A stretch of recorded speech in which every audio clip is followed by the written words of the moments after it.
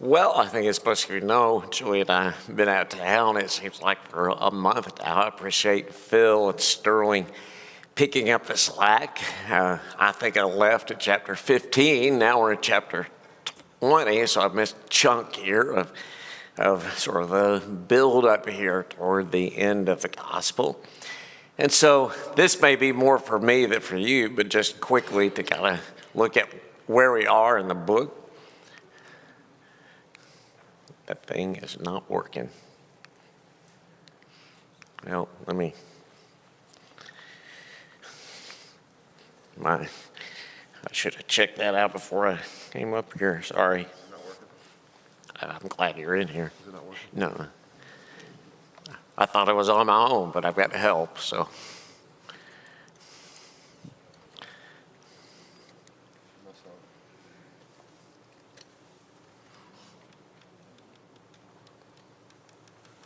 I can hit the Okay, button for you. okay, all right, we're gonna.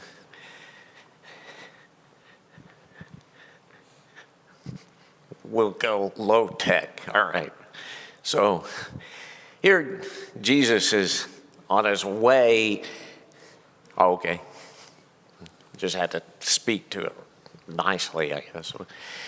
Jesus is on his way as you look through in the beginning of chapter 19, he's leaving Galilee. And the way it describes here, he's going to Judea, but he's on the other side of Jordan, which actually puts him then in this area called Perea. He's coming down toward Jerusalem, going to cross over, as we'll read in the end of the chapter, in chapter 20, to Jericho. And just a little bit different view of the same thing here. I know you can't see the cities, but give you a little bit better sense of, the Jordan Valley sits down. These aren't high mountains, but the Jordan Valley, by the time you get down to Jericho, is below sea level. And so, mountains like Mount Nebo of, near 3,000 feet stick up properly. So Jesus is working his way down through the valley and maybe up in some of the cities in Perea. And so I wanted to come back and look at this real quickly. At times I've referred to this book being divided up in maybe 5 sections. And we're in this section in chapters 14 through 20 where you might label it different ways, reactions to Jesus, expectations of the kingdom. But in each of these sections, one of the things that identifies these sections is that Matthew and the Holy Spirit chose to present sort of extended teachings. And some of these seem to be single sermons. I know there's some discussion about the Sermon on the Mount, whether that was a single sermon or collection. This clearly is a collection, but beginning in chapter 18 and going through chapter 20, Matthew collects together teachings that really center on the kingdom of heaven, and particularly how it's, as we'll talk about tonight, an upside down kingdom, at least from the viewpoint of the people living then. And so some of these questions that I suggested way back at the beginning in our first class, that these are just suggested questions that might fit a 21st century view. You start talking about the kingdom of heaven and Jesus as a king. Well, that theme runs throughout this book, but we don't live in a kingdom, in an earthly kingdom here. We don't have kings. In fact, as Americans, the whole idea seems just foreign to us. And so a lot of their terminology and the way they would have just thought of it. It's one thing, Lawrence Hart talked about this not too long ago. He said, and I thought he put it well, he goes, we know what a king is, but we don't feel what a king is. We know what a kingdom is, but we don't feel it. And so just as a way of getting us to think about some of these things, I think Matthew, in today's world, well, why should I treat Jesus of Nazareth as a king? If I don't have a king and I'm not submitting to other kings, why should I treat him? But particularly, how can I relate to even this concept of a king? What does that really mean for people like you and me? And well, many of you, given you're here on a Wednesday night, you're here on Sundays, you're here on Wednesdays. And so doesn't that show that I'm submitting to the King? Well, and then some of these related questions that I think, at least in some way, fit in here is, well, if Jesus really is King of the world, why are there so many problems? Why isn't he fixing things in my life? Why isn't he fixing things in a society that has so many, in a world that has so many problems? And then sort of a leading question, isn't Jesus' mission focused on making me feel good about who I am, So again, just getting you thinking about, well, this concept of the kingdom of heaven, how does that tie into the sort of questions that we would have today? We can think about questions and responses people in the first century would have had living in this Roman world. Some of our reactions may be similar, but I think some would be different too, because they could feel what a kingdom is. Rome made sure of that. Well, Matthew's themes of the king and his kingdom. I'm not going to go over all these, but you all may have done this while I was gone. But while the topic and the subject of the kingdom of heaven keeps coming up in this gospel, we haven't spent a lot of time just focusing on that. Jared is doing that in the college class, I believe it is, that young adult class, kind of using Matthew's gospel, but using it to focus precisely on this idea of the kingdom of heaven. Now, many of us may have been raised in an environment where we thought of the kingdom of heaven as synonymous with the body of believers of the church. And while there's certainly overlap between these two ideas, Jim Ward, I don't know, when we were still at the old building, he had a very good lesson on this one Sunday morning and was talking about how we shouldn't think of those two things as just perfectly synonymous. That in many ways, the idea of God's kingdom, the kingdom of heaven, is a broader concept. The body of believers is included in this, but you think about what is the phrase and the idea and these themes of the kingdom of heaven, what is it getting at? And it's not used exactly the same way in every context, either in Matthew or in other places. And so what's Jesus and one of the gospel writers pushing us to think about when they keep using this phrase, kingdom of heaven? And the kingdom of heaven is like, the sovereignty of God. Chuck, what do we mean by sovereignty?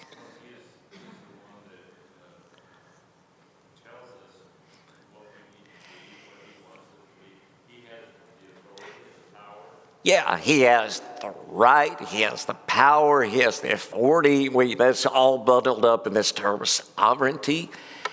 He has the rule, he has the reign, he has dominion, domain, words that we might use like domain today rather than kingdom, or reign or realm versus kingdom.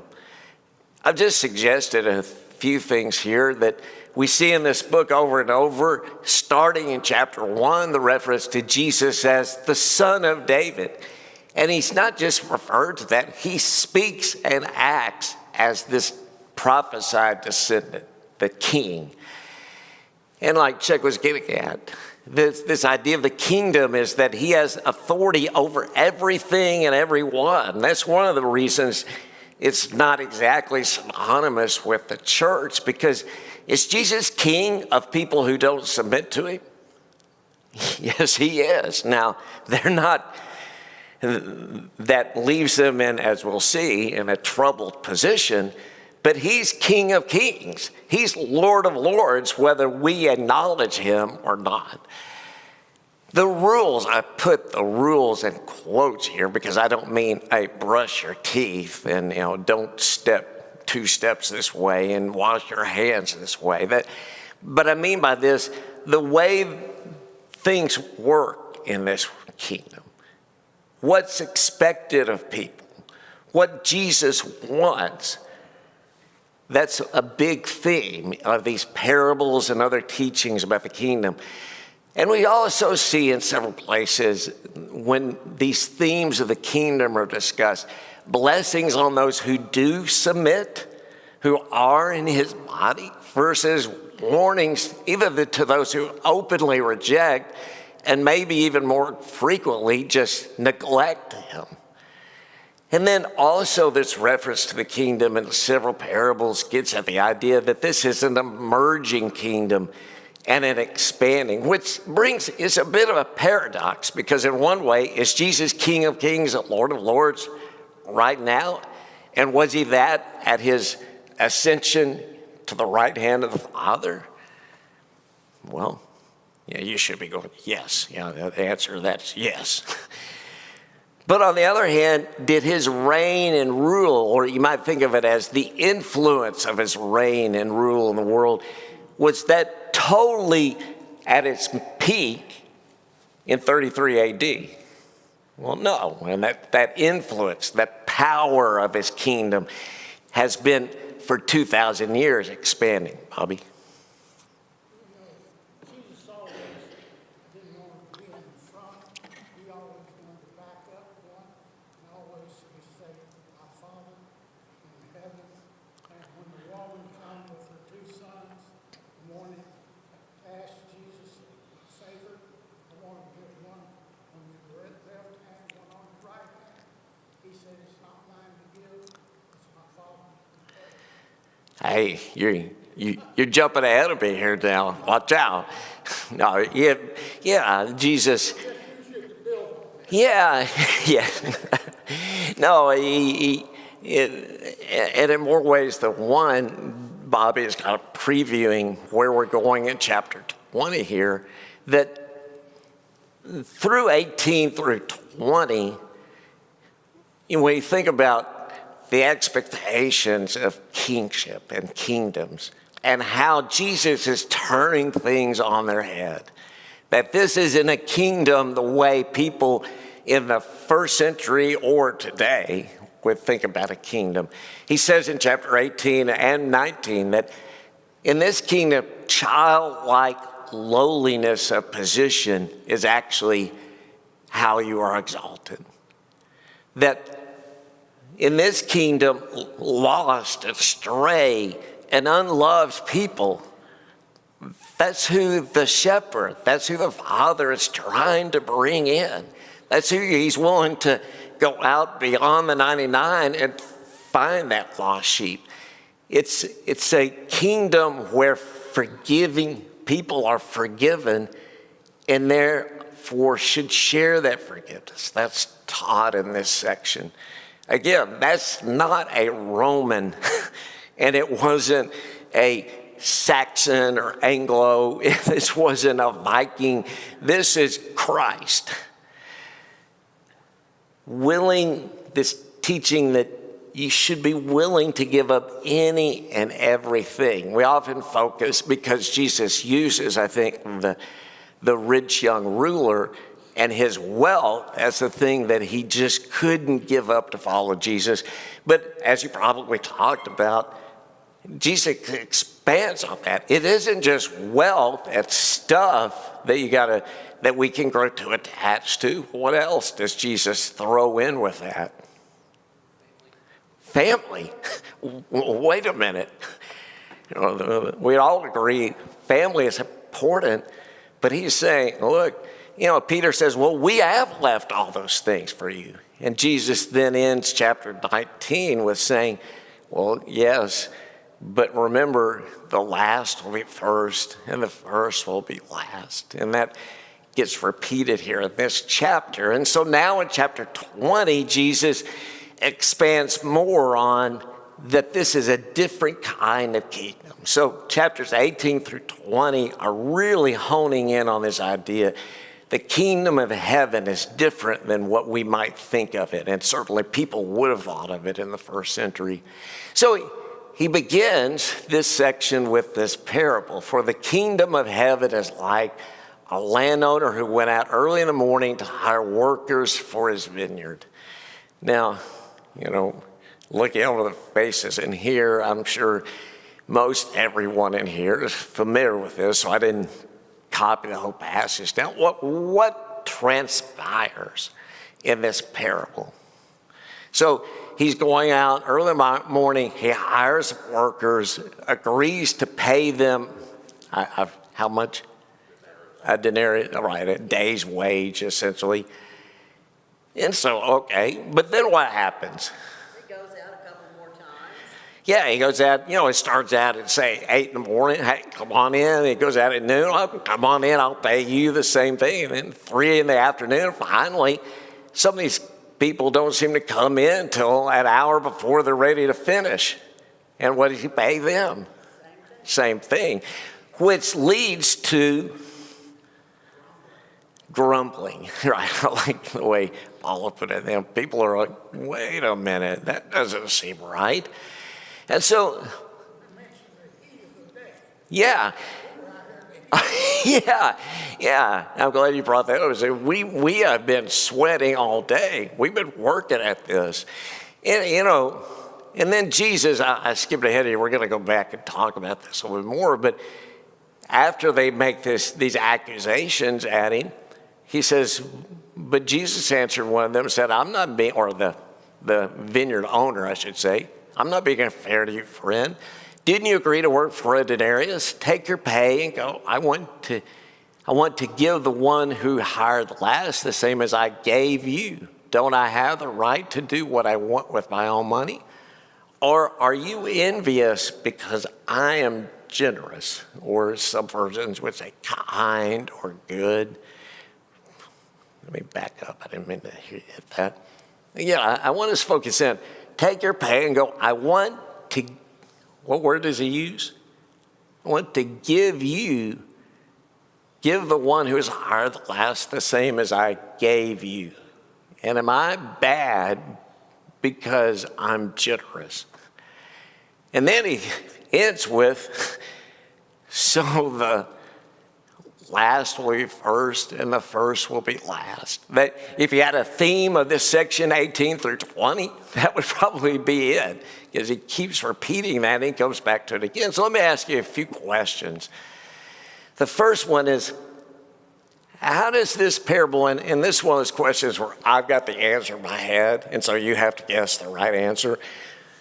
How does this parable differ from many of Jesus's other parables? It's very similar in respects. The kingdom of heaven is like, he tells a story. But think about the nature, what I'm getting at, think about the nature of the story here. Exactly.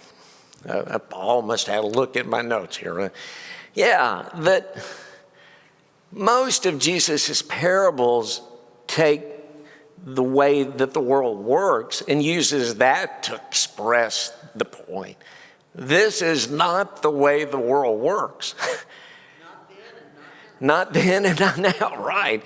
In fact, it's sort of this contradiction of the way things work that he uses as the impetus or the motivation, that the people in the story, the workers, they're thinking, wait a minute, this is not the way the world works. And so, second question, well, what? Yes?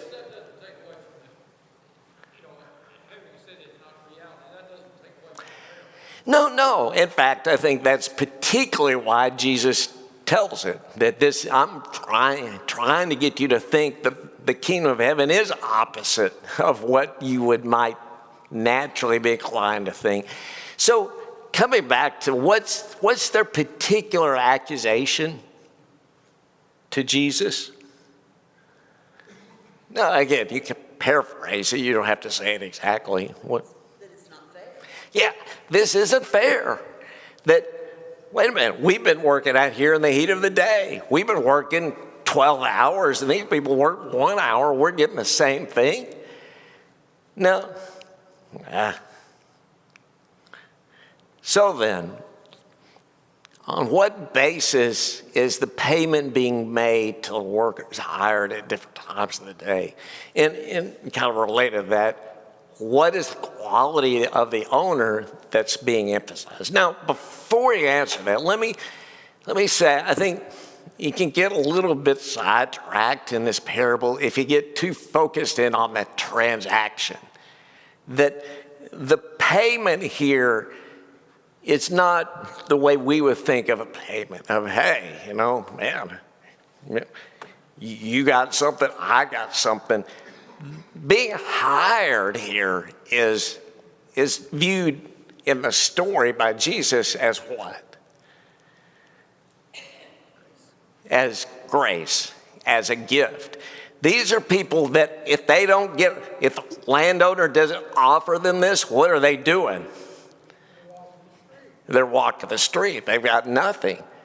And so the very offer of the job, the very offer of the denarius is a gift. It's grace.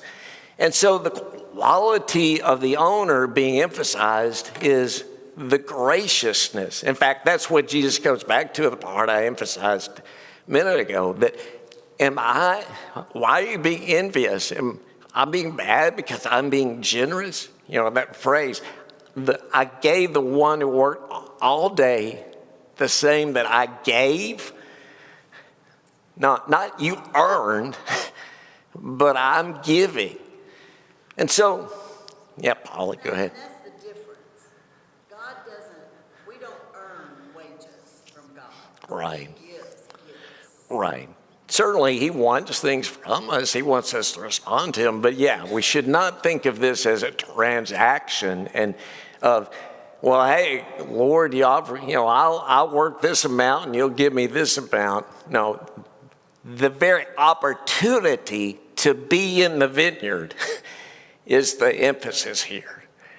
And so what lessons can we take away as citizens in the kingdom? And I want to have a couple of follow-ups to kind of direct this. How does Jesus' statement that the last way first and the first way last tie into this parable? It in some ways seems a little out of place here. But it's not, and sort of the second, how is Jesus' use of this phrase similar and in some ways a little different than the way he used it at the end of 19? Remember, at the end of 19, he's telling Peter and he's telling the others after, hey, unless you're willing to leave everything, you're not worthy of me. The first will be last, the last first. And now he's using this story. Think about how in this story does it reflect this teaching, this phrase?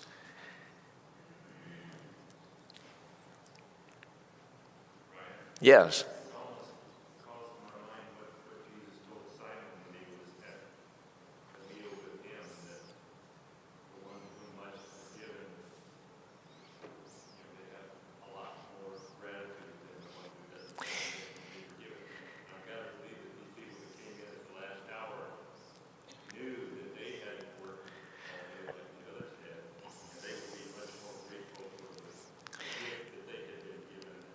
Yeah. Think about this. Think about this in terms of the similarity, say, to the story of the prodigal son. That the people working all day are like the older son. He's viewing it, well, throwing a party, and I've been the dutiful son all along. This guy, he's been out living crazy. But in the end, what does the father say to him? The things that the older son has, where do they come from? From the father. That story is one of the older son not recognizing that he's been the recipient of as much grace as the younger son. And I think that's the story here. And I think Chuck is right on it, that those who would come later, those who would come last are they have the feel, not of injustice, but of graciousness, of generosity. The ones who are hired earlier have forgotten the fact that where would they be had they not been hired on the street? That they wouldn't have anything. But now somehow they've taken the gift and diminished it in their minds. It's a very powerful, I think, story of the importance of grace and understanding our relationship to God and our lessons. Again, this is a very important thing, I think, for people like us that are here on a Wednesday evening and we study the Bible. Can never begin to think of ourselves as God being in our debt. That but how many of us sometimes are given to,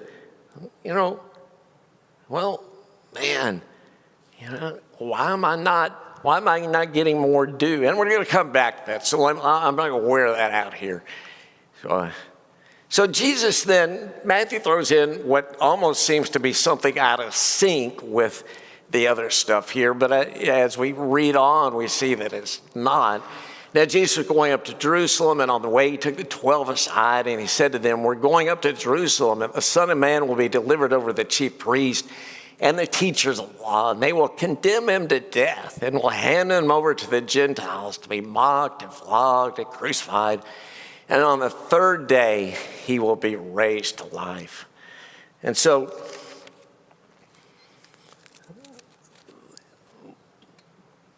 there are a number of angles you can take on this. It's the first time Matthew has put this in. No, it's the third time. And so from the standpoint of why would the Holy Spirit, why would Matthew choose to repeat this? Almost anything that gets repeated is being emphasized. So why emphasize this? Is it once a month? Well, he said he was going on the way.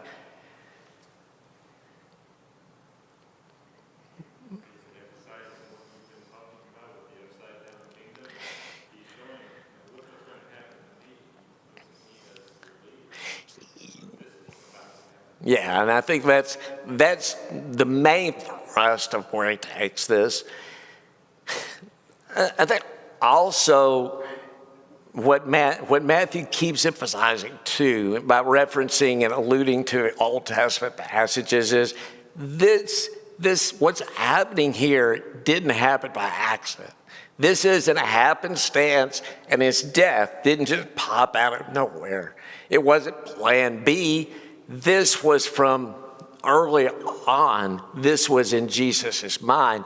But then I think beyond that, like Chuck is getting at, as you move on in the chapter, we see this story, which at first glance doesn't seem to be connected with what Jesus just said at all, but Jesus does reconnect it. That the mother of Zebedee's sons came to Jesus with her sons. And so that's James, John, and kneeling down, ask a favor. And Jesus said, well, what do you want? And she said, grant that one of these two sons of mine may sit at your right hand and the other at your left in your kingdom. Now, there's not a great basis for this, but many people through the years have assigned the name of Salome, one of the women mentioned a few times in the Gospels as the wife of Zebedee. But I think the very fact that Zebedee is mentioned by name, that James, John are the sons of Zebedee, suggests there was some familiarity that Jesus or maybe some of the other 12 had with Zebedee and family. The fact that she would ask this, I think, suggests some familiarity. And so I don't think we should view this as,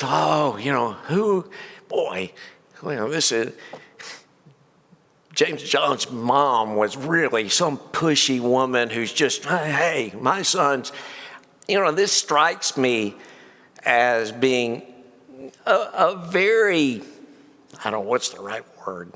Joe, you may have to help me out here, right? But this isn't, I'm looking to puff up my chest, but instead a very sincere kind of request and saying, Lord, would you do this for them? You know, she kneels down. She essentially worships at his feet. I mean, this isn't a man, this is a sincere request. And Jesus comes back and says, well, you don't really know what you're asking. And then he speaks to James and John and said, can you drink the cup that I'm going to drink?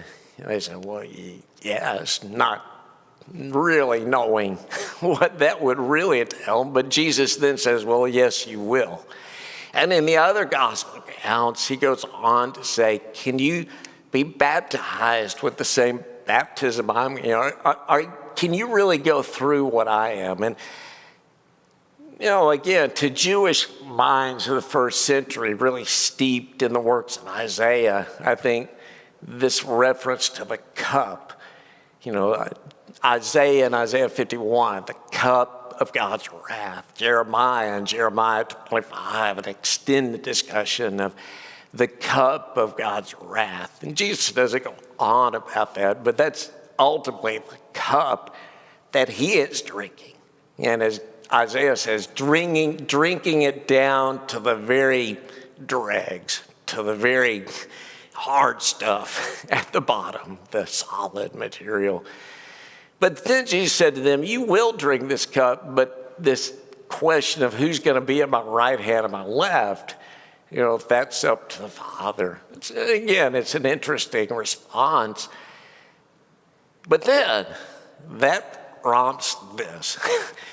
When the other 10 followers heard this, they were angry with the two brothers. Many versions, I put an alternative version here. Many say indignant. But I think angry probably captures it. I think this, in the study of Matthew as we go through and other Gospels, if you really pay attention to it, over the years I've been given to thinking, well, these 12, they more, maybe other than Judas, they were on board. They understood what they were pushing forward. But the more I've thought, and others have helped me think about this, I think you begin to see this may have been the common situation. That these are 12 diverse people who really don't get it at this point. And it's the reason then, why does Jesus have such an extended appeal to them in John 13 through 17? You all need to stick together. You all need to love each other. And he prays so earnestly for their unity. Well, I think that's because they were not unified. They were very divided and very unsure of what direction to go. And so Jesus uses this as an opportunity to help work toward that unity. And he called them together and said, that the rulers of the non-Jewish people love to show their power over people. And their important leaders love to use all of their authority. Again, the Romans fit right in here. You talk about it, and he's saying, this is the God of kingdom and the use of power you're used to seeing, but that's not how it will be among you. Whoever wants to become great, now listen to how he says this. If you want to become great, what do you need to do? Become like a servant. If you want to be first, you need to serve like what? Like a slave. In the same way, the Son of Man did not come to be served. He came to serve and to give his life as a ransom for many people. Again, I think this then ties back to this parable of the vineyard. He doesn't say exactly the same way the first will be last, but it's very, very similar. And again, this comes back to the point of what I said earlier. Those of us who are here on Wednesday nights, many of faces here are people who have been people of faith for decades and decades. Does that ever give you a sense of entitlement? Sometimes if you have done that and you feel like nobody else recognizes, or you your efforts. Or maybe you feel like, this is a big church. I'm kind of an anonymous person. Who am I? What does Jesus say to us? Okay, throw that kind of thinking out the window. He's saying, what's the basis of our relationship to the King? It's because he was the vineyard owner, and he said, well, you could just be sitting out here doing nothing, wasting away with nothing to eat and no money, but I've got a gift to give you. You can come in and work in my vineyard. Now, we may have hot days, and we may get sweaty, and we may have disappointments. In fact, I won't say we may, we will. I think many of you are plenty old enough to know that's the way life is. But when that happens, and it's difficult, what should we be thinking? Man, why does this person get credit? Why does this person Philip and Ethan here, they're only young 30-somethings. Why? Well, not yet. Not 20-something. I'm like, oh my goodness. What? Well, what does Jesus say to somebody like me? You're right. You're 61. You're really a lot more valuable to me. No, he says, if you want to be great, become a better servant. If you want to be first, become a slave to other people. Because what did Jesus show us? This isn't just, well, let me pluck an idea that sounds really neat and throw this at you. He's saying, I gave up heaven and I came to earth. And it's hard for me to imagine, because I could not, there are many things Jesus did, tons of things Jesus did I could not do.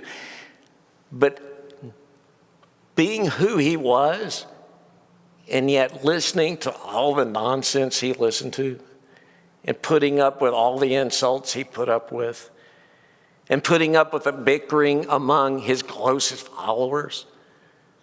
Why did he do that? Because that's what he came to do. He came to give his life for people like you and me who are full of all sorts of faults and weaknesses and sins and problems. And yes, I hope for all of us that decades of faith and growth helps us become more and more like Jesus. But if we work all day, we're still, as another parable says, unprofitable servants. We're still people full of weakness and fault and sin. And Jesus, who was full of just goodness, showed us the way. My daughters over the years, sometimes when they were living at home, put up verses on their mirrors. I need to put this, and I mean this, I really do need to put this up on my mirror so I can see it every morning and remind myself. Jesus just asking and instructing me to try to do what he did. He was first. He was the greatest. And he became the slave of all humanity. It's a powerful, powerful message. And then it ends here. We're in time. What, 7:40, 7:45? I can't find. Okay, well, I got to string it out a little bit. Sterling, Phil, you guys have been talking these things. Anything you'd like to add? It's hard. We usually don't feel, we're not apocalyptic. We don't feel the same way all the time. But a lot of times it's like that, the one sheep that gets lost and we're the 99. And our underlying term is, how stupid are they? We would never find ourselves wandering in that way. And so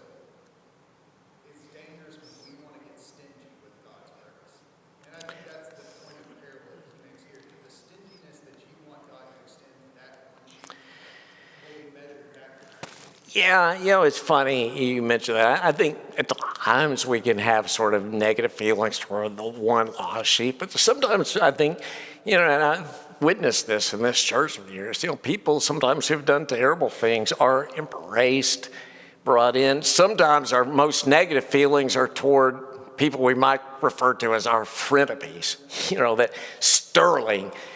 Well, I really like Sterling, but man, that Sterling really bugs me too, and you see this, it's often people that we are close to that in some ways we like. Look, I've lived here, I'm not naming any names, but I've lived here long enough to know there are rivalries between people.